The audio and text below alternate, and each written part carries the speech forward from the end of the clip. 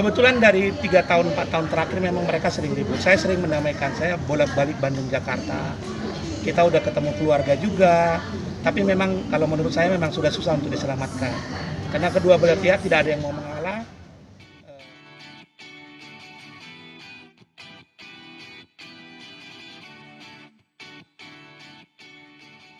Yang satu adalah paman, atau sebenarnya paman itu yang diketahui netizen.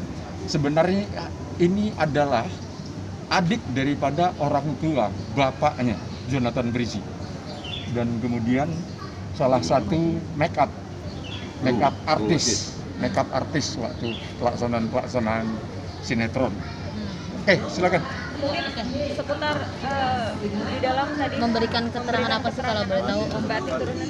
Oh, mereka minta apa yang saya ketahui tentang hubungannya Jonathan beberapa tahun lalu, mulai dari kapan ributnya, mulai dari mengenai dia dalam situasi rumahnya, begitu aja yang gitu. Seperti apa ribut yang Om ketahui? Kan kalau dalam rumah tangga ribut-ribut itu sudah biasa ya, atau Ya. seperti apa ya? Kebetulan dari 3 tahun 4 tahun terakhir memang mereka sering ribut. Saya sering mendamaikan, saya bolak-balik Bandung Jakarta. Kita udah ketemu keluarga juga, tapi memang kalau menurut saya memang sudah susah untuk diselamatkan. Karena kedua belah pihak tidak ada yang mau mengalah, tidak mau merubah juga. Jadi saya tanya hakim tadi, saya bilang memang sudah susah untuk diselamatkan. Itu dari pernikahan keberapa? Tahun keberapa, Om? Dari sebelum Ribut-ribut itu? zaman kopi sianida ya, tahun seberapa ya? 3-4 tahun yang lalu ya. 2016. Ributnya yang sangat besar sekali. 2016 ya. Apa? Om, soal isu KDRT di antara mereka benar ada nggak sih Om sebenarnya? Kalau KDRT nggak ada ya sebenarnya, karena saya tahu persis Jonathan sama Dena ributnya di mana. Malah saya kaget lihat KDRT yang dilakukan Dena, saya juga baru tahu itu yang ada video yang dari Om Ben itu. Kalau ribut-ribut di rumahnya seperti biasa, mereka sering main sorong-sorongan, ijong nangkis apa. Tapi KDRT saya yakin 100% tidak ada. Kalau orang ketiga, Om? Kalau orang ketiga, si Jonathan namanya artis ya. Kalau hubungan-hubungan gitu mungkin bukan sama Ririn aja. Banyak juga teman yang bareng ke Bandung misalnya, main kemana. Dan saya sudah bilang sama Dena bahwa yang begitu sebenarnya banyak harus dimaklum. Karena Ijong kan public figure. Tapi Denanya itu nggak ada per sedikit juga. Dia mau saya nggak mau sama sekali. Jadi mereka saling-saling, tidak ada yang mau mengalah satu sama yang lain. Dengan Ririn itu bagaimana Om? Ya, Dena bilang ada hubungan sama Ririn. Tadi saya hakim juga nanya, tapi saya nggak pernah lihat dia hubungan sama Ririn. Ijong saya tanya, Ijong bilang hubungan profesional film juga. Terserahlah dari mereka pribadi bagaimana juga. Cuman maksud saya, dengan kondisi Jonathan yang sebagai public figure begitu, harusnya salah satunya mengalah lah, yang gimana yang sebaiknya supaya bisa bertemu. Berarti Om juga mengenal sosok Ririn juga ya, maksudnya? Nggak pernah. Saya nggak tahu Ririn, nggak pernah ketemu sama Ririn. Kalau mantan Jonathan dulu, Mas Ayu apa semua, saya sering nganter bareng-bareng, kita sering main. Mas sendiri sebagai yang ada di lokasi syuting, mungkin Mas melihat bisa majuan kedekatan sedikit, Mas? keduanya Agak seperti majuan, apa? Mas. Maju sedikit, Mas. Kalau soal kedekatan, namanya artis pemain ya wajar lah, namanya dekat, kayak sahabat sendiri, namanya ngobrol bareng, itu aja. Kalau soal gosip itu kayaknya enggak.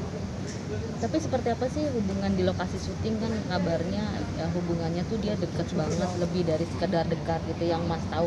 Karena kan seorang makeup artist pasti 24 jam ya. Oh, itu kayaknya dekatnya banyak sih, semua pemain artis kayaknya dekat, enggak cuma Ririn doang enggak.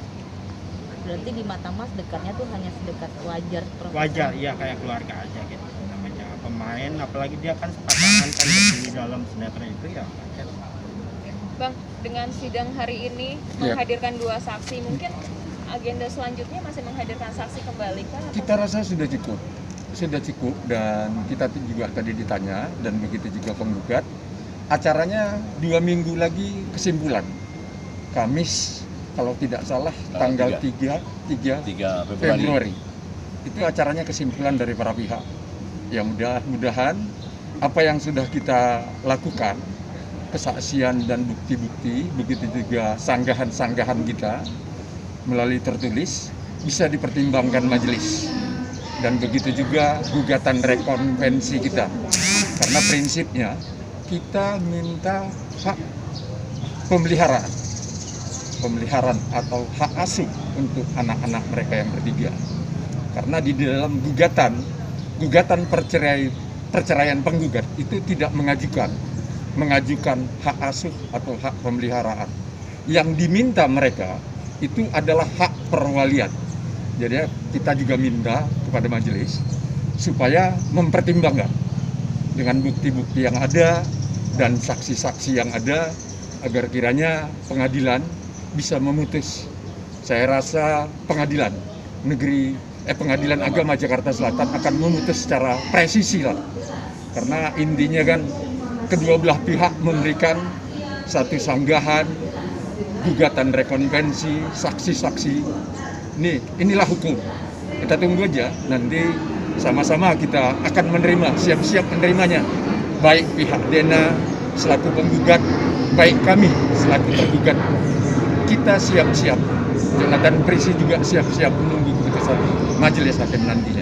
Oke, sebagai keluarga Tanggal 3 nanti kedua belah pihak mengajukan kesimpulan masing-masing. Jadi kesimpulan ini tujuannya untuk pertimbangan hakim untuk memutus perkara tersebut. Jadi apa yang kami ajukan nanti di kesimpulan juga dengan penggugat ini adalah bahan pertimbangan majelis untuk membuat keputusan. Jadi diminta dua-duanya untuk kesimpulan. Om, berarti sebagai keluarga melihat ini sudah sampai tahap ini, berarti memang rumah tangga ini memang sudah tidak bisa Menurut saya sudah tidak bisa diselamatkan lagi. Karena dua-duanya sudah dipertemukan antara keluarga juga. Kita udah buat deal keluarga juga, tapi besoknya sudah berubah semua, sudah tidak bisa diselamatkan kalau menurut saya. Perlu saya tambahi, ya mohonlah teman-teman media. Jadinya beberapa media yang kita dengar bahwa ada rencana rujuk, ada rencana akur kembali. Kami tegaskan sama seperti pamannya Jonathan Prisi, itu udah susah dan tidak akan bisa dipersatukan lagi sesuai dengan apa yang dikatakan Jonathan Prisi pada sidang pertama. Mohonlah pihak media ya mengklirkan bahwa Jonathan Prisi tidak pernah menawarkan untuk rujuk atau bersatu kembali. Dia sudah tetap dengan pendiriannya dan apapun keputusannya dia akan tetap menjaga dan berusaha dekat selalu dengan anak-anaknya.